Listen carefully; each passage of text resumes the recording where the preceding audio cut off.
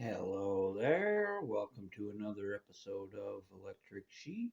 Let's get things going with the Glin. The Glin. In the belly of the inner earth, far from sun or sky, the goblins carved kingdoms of stone and soot. Beside them, deeper still, the gremlins toiled in shadowed tunnels, minds sharp as blades, crafting machines that sparked and stung. The two peoples rarely mingled. Goblins prized strength and survival. Gremlins prized cunning and code. But those days ended when they came. The surface scientists, pale, cold eyed men who believed life could be improved by force, descended in chrome drills and humming suits. They stole goblins in chains, gremlins in traps, and under sterile lights and humming machines. The blood of the two was mixed. Out of the labs were born the Glin, half goblin, half gremlin, short and wiry, with the endurance of mountain beasts and the minds of machine priests. They were bred as weapons, built for a single purpose: the extermination of the Vermin Kingdom, a sprawling underground empire of sentient rats, rogue machines, and outcast creatures.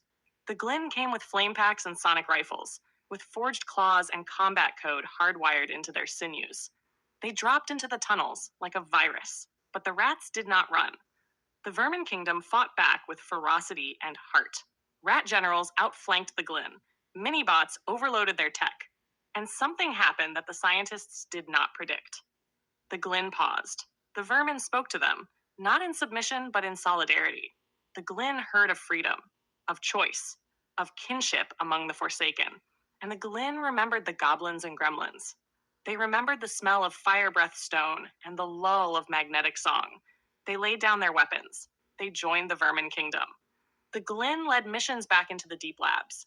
In the process, they freed the Goblin King, imprisoned in sleep for 100 years. But they found only silence in the gremlin core.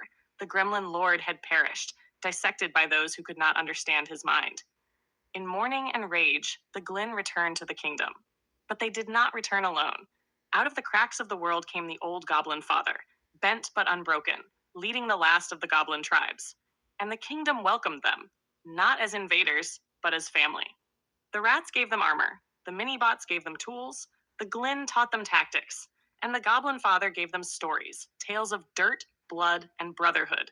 In the depths, the Glin became warriors of legend, rat commandos, goblin berserkers, gremlin hackers. Together. Together they were strong. Together they were free. And in the Vermin Kingdom, the Glin found not just a place, but a purpose. Not a mission, but a meaning. They were not tools. They were not weapons. They were home. They were the Glin. Well, I was happy with the way that turned out.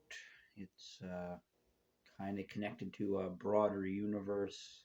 Another story that's in this same universe or on this same Earth is Oh Brother, Oh Father. But there's nothing that really connect those stories. They're just in the same universe. So we'll see if that leads to deeper connection in the future. But I hope you enjoyed this story. I always like to hear suggestions or criticisms. Um, and as always, I want to wish you all the luck in the world, and I want you to remember that I love you.